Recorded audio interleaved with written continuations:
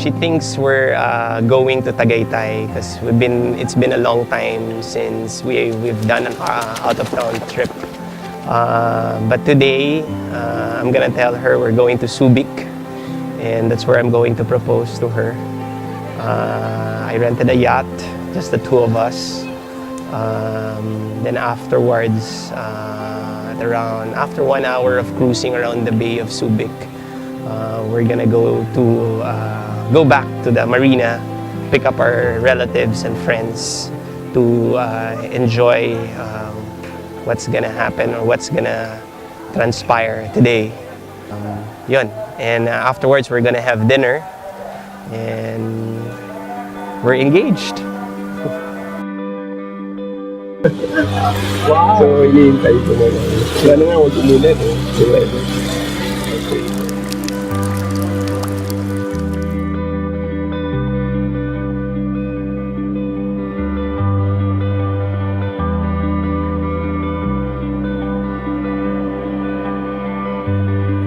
In the autumn on the ground, between the traffic and the ordinary sounds, I'm thinking signs and seasons, well, and north wind blows. Tatago. Pupunan namin sila pagtapos ng proposal ni Alan. Kailangan kayo makita. Walking stories, who's and hows and whys, musing lazily on love, pondering you.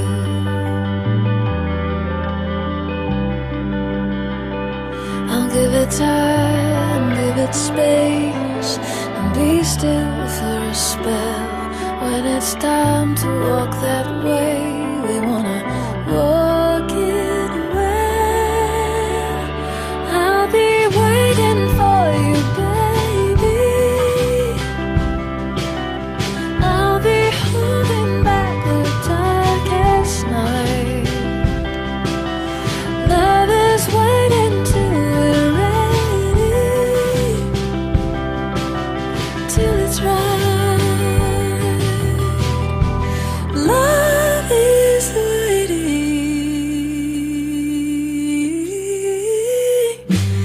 It's my caution, not the cold. There's no other It's fun to get to know you. You know, you've been a treasure and a blessing to me. So, what? So will you marry me?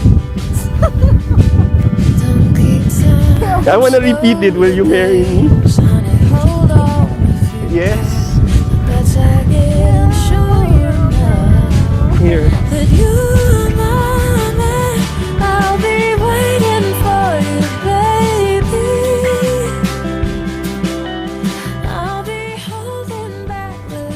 I'm engaged, I guess.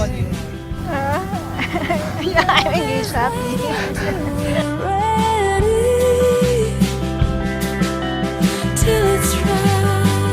Sobrang masaya ako for Alan and Rose. And they're a match made in heaven. We witness what God has ordained for them to be engaged. So yun, congrats guys.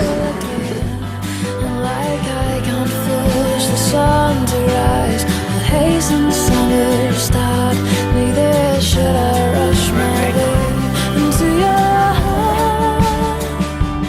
I'll be waiting for you, baby. What happened?